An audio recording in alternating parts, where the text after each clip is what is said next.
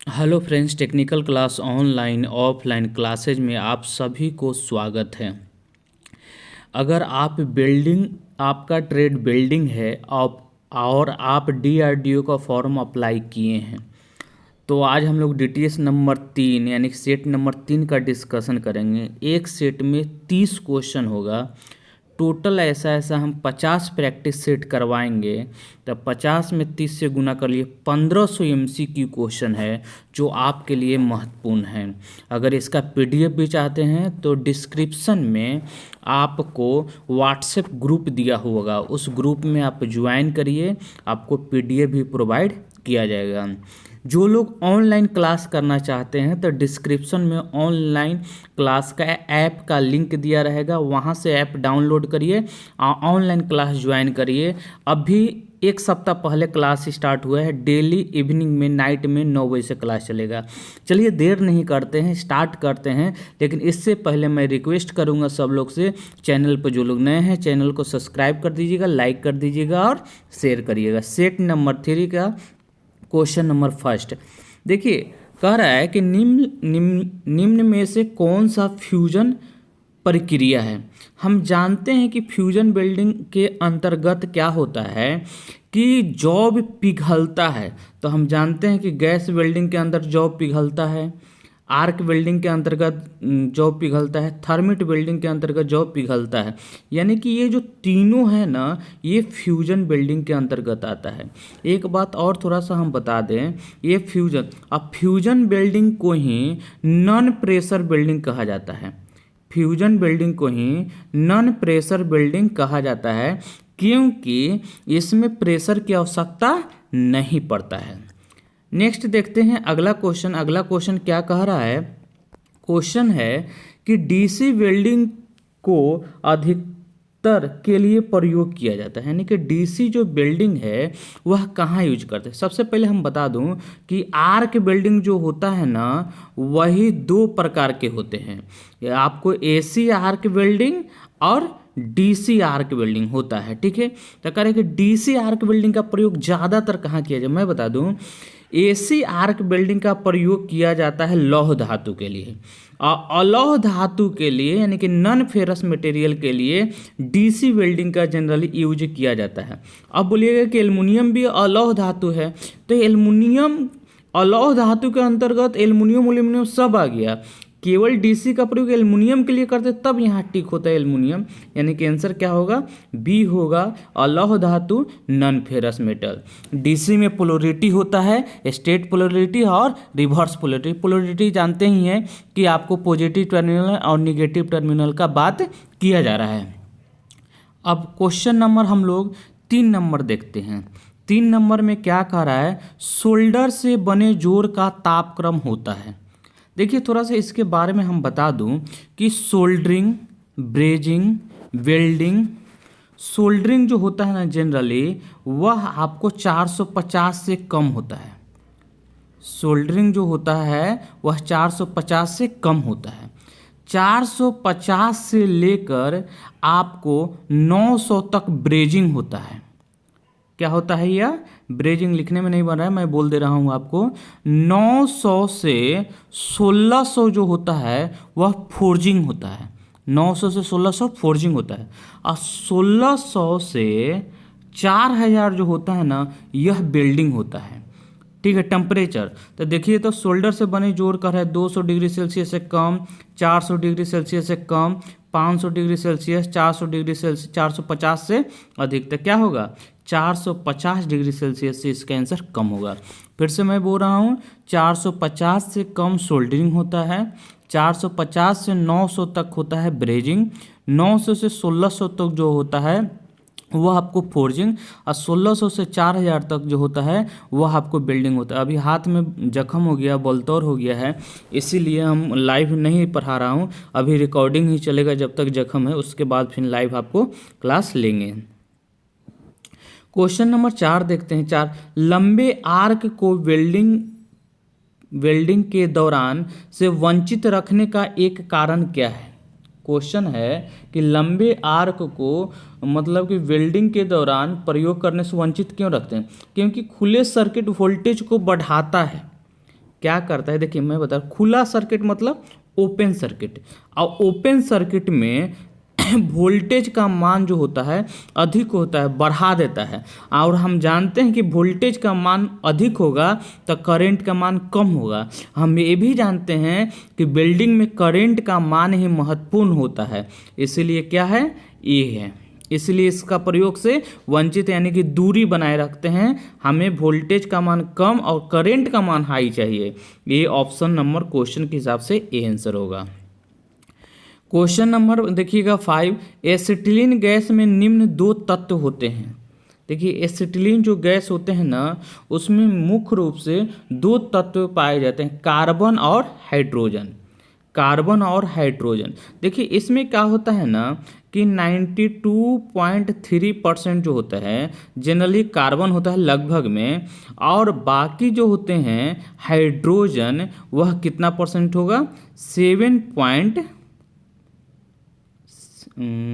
92.3% हो गया। ये हो गया क्या, हाइड्रोजन। अब बाकी जो बचा होता है ना, ये कार्बन है, अब बाकी जो बचा जितना परसेंट वो हाइड्रोजन होता है। ऑप्शन नंबर क्या होगा, ए।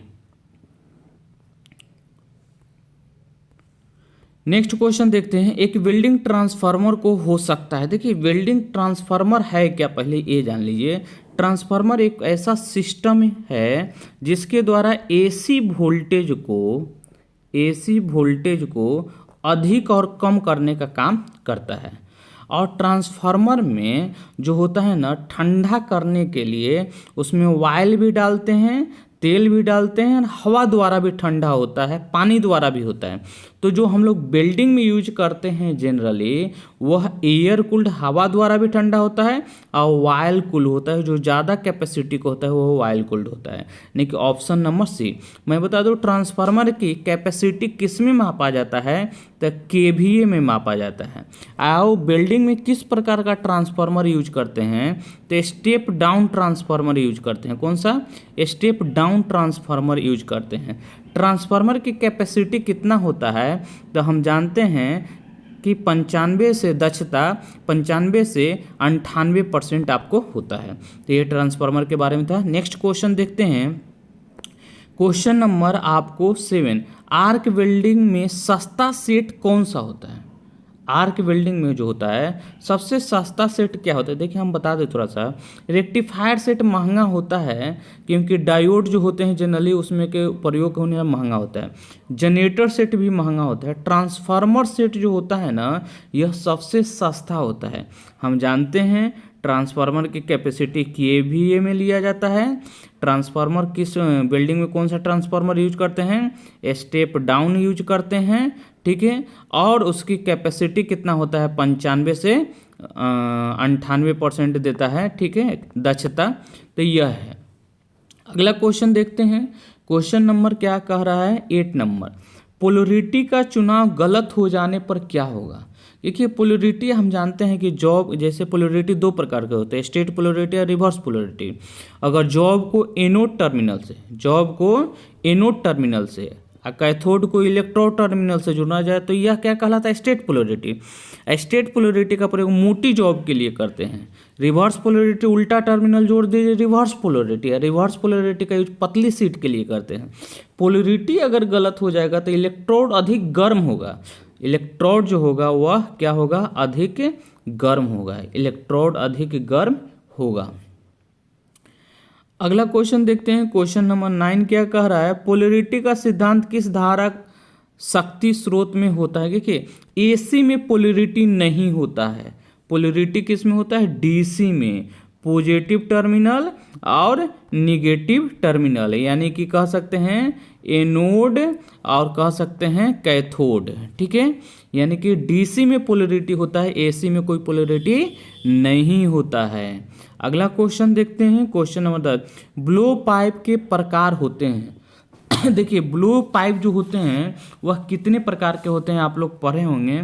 निम्न दाब ब्लो पाइप होता है, उच्च दाब ब्लो पाइप होता है, स्वचालित मतलब ऑटोमेटिक ब्लो पाइप भी होता है।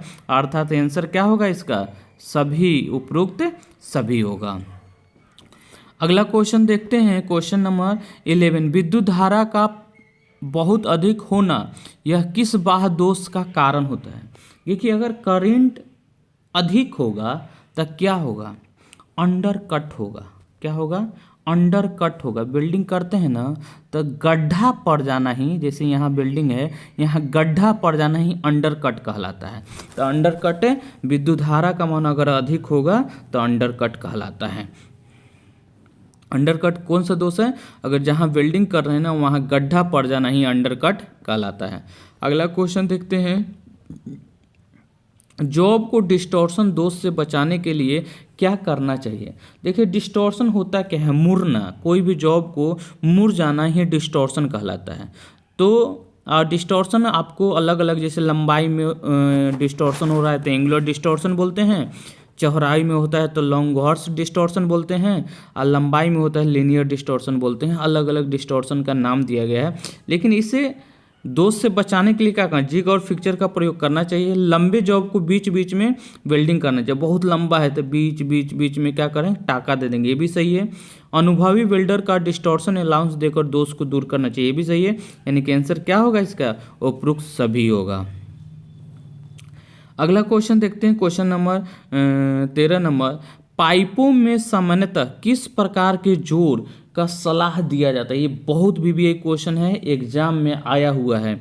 हमेशा पाइप में जो ज्वाइंट किया जाता है वह बट ज्वाइंट किया जाता है। यह ALP में भी क्वेश्चन आया हुआ था, पिछले बार DRDO में भी ये क्वेश्चन आया हुआ है। तो यह याद रखिए आप, किस में? But joint. पाइप में किस प्रकार का ज्वाइंट किया जाता है? But joint. देर नहीं करते हैं, स्टार्ट करते हैं। मतलब अगला क्वेश्चन देखते हैं, सील्डिंग गैस के रूप में कौन सी गैस प्रयोग की जाती है? देखिए सील्डिंग गैस के रूप में कौन सी गैस प्रयोग किया जाता है? अमोनिया का सील्डिंग में यूज नहीं करते हैं, ये अमोनिया का नहीं करते। H2O ये तो जल है, ठीक है। H2O ये भी नहीं। CO2 का प्रयोग सील्डिंग गैस के रूप में यूज किया जाता है।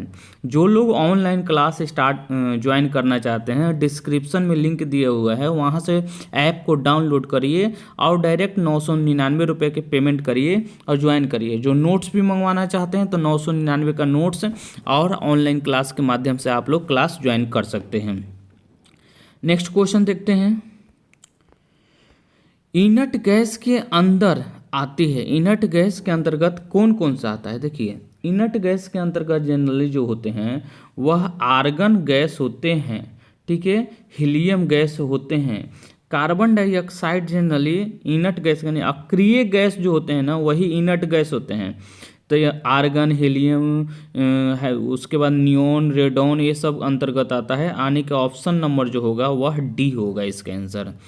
इनर्ट गैस का प्रयोग TIG वेल्डिंग में सबसे ज़्यादा करते हैं, आर्गन और हीलियम का। उसके बाद प्रतिरोध वेल्डिंग के लिए ऊष्मा ज्ञात करने का सूत्र क्या है? H = I/RT। H = I/RT। यह किस नियम में फॉर्मूला दिया गया है? तो यह जूल का नियम में यह फॉर्मूला ज्ञात हुआ है, जूल का, ठीक है। एक बात और बता दूं, प्रतिरोध वेल्डिंग जो है ना पतली शीट पर किया जाता है। कहाँ पर किया जाता है? पतली शीट पर किया जाता है। हम जानते हैं कि 6 mm तक शीट होता है और 6 mm से अधिक जो होता है वह आपको 6 mm से 12 mm तक जो होता है वह प्लेट कहलाता है। तो प्रतिरोध वेल्डिंग का प्रयोग जनरली जो किया जाता है वह पतली शीट को वेल्डिंग करने के लिए किया जाता है। अगला क्वेश्चन देखते हैं, स्टील में रोलिंग कौन सी वेल्डिंग की जाती है? स्टील रोलिंग में कौन सी वेल्डिंग की जाती है? देखिए स्टील रोलिंग जहाँ होता है ना वहाँ आप देखे होंगे थर्मिट वेल्डिंग जनरली किया जाता है, थर्मिट वेल्डिंग। क्योंकि TIG MIG वेल्डिंग में ज़्यादा कुछ नहीं मतलब एक्स्ट्रा है। MIG मतलब मेटल एक्टिव गैस होता है, टंगस्टन इनर्ट गैस होता है। MIG और TIG वेल्डिंग दोनों हम पढ़ाएंगे, लेकिन इसमें है थर्मिट वेल्डिंग, इसका आंसर होगा। थर्मिट वेल्डिंग में हम बता दें कि एल्युमिनियम और आयरन का मिश्रण का एक पाउडर, थर्माइट पाउडर होता है, उसी का यूज करते हैं। आयरन 3 रेशियो में होता है, एल्युमिनियम 1 रेशियो में होता है। और थर्मिट वेल्डिंग का प्रयोग रेलवे पटरी को ज्वाइंट करने के लिए किया जाता है, बड़े बड़े गियर का तीथ टूट गया उसको ज्वाइंट करने के लिए किया जाता है, या कास्टिंग द्वारा बड़े आकार का जो जॉब बनता है उसको वेल्डिंग करने के लिए जनरली किया जाता है। नेक्स्ट क्वेश्चन देखते हैं। क्वेश्चन क्या है, थर्मिट वेल्डिंग इनमें से किसका प्रकार है? बहुत अच्छा क्वेश्चन है, क्योंकि थर्मिट वेल्डिंग जो होता है वह फ्यूजन वेल्डिंग के अंतर्गत आता है। किसका? फ्यूजन वेल्डिंग कहते हैं। गैस वेल्डिंग भी जो होता है वह भी आपको फ्यूजन वेल्डिंग के अंतर्गत है, लेकिन ये बोले थर्मिट वेल्डिंग किस प्रकार का है, तो फ्यूजन वेल्डिंग के अंतर्गत आता है। और कोई नहीं है ना, प्रतिरोध वेल्डिंग अलग है, आर्क वेल्डिंग अलग है, गैस वेल्डिंग अलग है। क्वेश्चन नंबर 19, उद्योगों में जीटीए मतलब क्या है? गैस टंगस्टन आर्क, यानी कि टंगस्टन आर्क वेल्डिंग का यूज कहाँ कब स्टार्ट किया गया था? तो हम बता दें 1940 ईस्वी में। कब स्टार्ट किया गया था? 1940 ईस्वी में इसकी शुरुआत हुआ था। बाकी हम लोग ऑनलाइन क्लास ज्वाइन करिए, उसमें आपको पूरा डिटेल से पढ़ाया गया है, वीडियो के द्वारा पढ़ाया गया है। उसके बाद आपको वेल्डिंग करते हुए दिखाया गया है कि कैसे वेल्डिंग किया जाता है। गैस टंगस्टन आर्क वेल्डिंग में कौन सा करंट यूज करते हैं? एसी भी यूज वहाँ तो करते हैं, डीसी भी यूज करते हैं, यानी कि आंसर क्या होगा? उपरोक्त सभी। अगला क्वेश्चन देखते हैं। टीआईजी वेल्डिंग के लिए प्रयुक्त टॉर्च की गैस की नोजल बनी होती है। देखिए टीआईजी वेल्डिंग में या जनरली वेल्डिंग के टॉर्च का जो होता है वो सिरामिक का बना होता है। सिरामिक का इसलिए करते हैं क्योंकि इसका मेल्टिंग पॉइंट हाई होता है। हमें वैसा ही आपको पदार्थ का प्रयोग जनरली करना चाहिए। कास्ट आयरन के पूर्व तापन का तापमान परास क्या है कि पूर्व तापन में क्या होता है? Pre heating. कोई भी पूर्व तापन मतलब होता है प्री हीटिंग।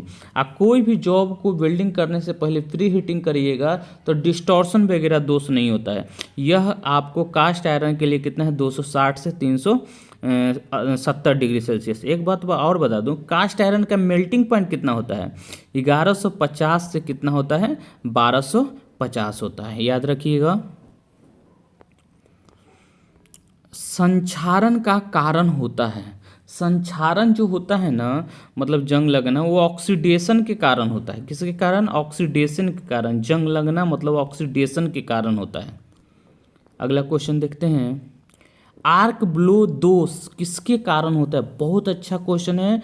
यह पिछले बार एएलपी में, डीआरडीओ में, ठीक है, यह बहुत बार एग्जाम में पूछा गया है। चुंबकीय डिस्टॉर्शन के कारण होता है। चुंबकीय डिस्टॉर्शन के कारण होता है, रेडियो डिस्टॉर्शन के कारण होता है, विद्युतीय डिस्टॉर्शन के कारण होता है। किसके? तो चुंबकीय के कारण होता है, मैग्नेटिक डिस्टॉर्शन के कारण होता है। इसका ये होगा। क्या है ना कि अगर इसी पर बहुत सारा डिस्कशन करें, लंबा वीडियो हो जाएगा तो आप भी नहीं देखोगे। आप चाहते हैं कि अच्छा से तैयारी हो, डीआरडीओ में फर्स्ट बार में सिलेक्शन हो, तो आप ऑनलाइन क्लास ज्वाइन कर लीजिए, डिस्क्रिप्शन में लिंक दिया गया है। उसके बाद वेल्डिंग शॉप में आग लगने का कारण हो सकता है। बहुत अच्छा क्वेश्चन है, मतलब कारण हो सकता है। गर्म स्लैग के कारण होगा। आगे ऑप्शन क्या दे रहा है? इलेक्ट्रिक आर्क के कारण होगा, दोनों के कारण होगा, इनमें से कोई नहीं। तो यह कि जो होगा ना, यह दोनों के कारण होगा। गर्म स्लैग के कारण, इलेक्ट्रिक आर्क के कारण, यानी दोनों के आंसर क्या होगा? इसका आंसर होगा 25 का सी होगा। वेल्डिंग उपकरण की ग्राउंड क्लैंप की जाती है। किसके साथ किया जाता है? तो देखिए जॉब के साथ किया जाए। कार्यखंड मतलब जॉब के साथ किया जाता है, ठीक है। वेल्डिंग से निकली जहरीली गैस किस अंग को प्रभावित करता है? जहरीली गैस होता है ना, तो सबसे पहले फेफड़े को वो प्रभावित करता है। ऐसा नहीं है कि आँख पर प्रभाव नहीं पड़ता है, पेट पर प्रभाव नहीं पड़ता, लेकिन सबसे ज़्यादा प्रभावित जो करता है वह फेफड़ा को करता है। 28, निम्न में से आर्क वेल्डिंग प्रयोग होने वाला ट्रांसफार्मर क्या है? अभी क्वेश्चन में हम डिस्कशन में बताए थे, step down transformer. Step down transformer का काम क्या है? हम बताते रहे हैं, यह वोल्टेज के मान को क्या करता है? कम करता है, और यह करंट के मान को अधिक करता है। तो हम जहाँ हम जानते हैं कि बिल्डिंग में करंट का ही मान अधिक चाहिए, तो आपको स्टेप डाउन ट्रांसफार्मर का यूज करना चाहिए। आउटपुट के आधार पर ट्रांसफार्मर दो प्रकार के होते हैं, स्टेप अप और स्टेप डाउन। स्टेप अप का काम है वोल्टेज का मान बढ़ाना और करंट के मान को घटाना। स्टेप डाउन का काम क्या है, वोल्टेज के मान को कम करना, करंट के मान को अधिक करना। अगला क्वेश्चन देखिए, लेग वाइज का प्रयोग फोर्ज वेल्डिंग में किया जाता है। इसकी बॉडी बनाई जाती है माइल्ड स्टील का बना हो जाती है, माइल्ड स्टील का बना होता है। और लेग वाइज का प्रयोग फोर्जिंग शॉप में जनरली सबसे ज़्यादा किया जाता है। लास्ट क्वेश्चन है, विद्युत आवेश की इकाई क्या है। साइंस का भी है, बिल्डिंग में भी पूछा गया है, कूलम है।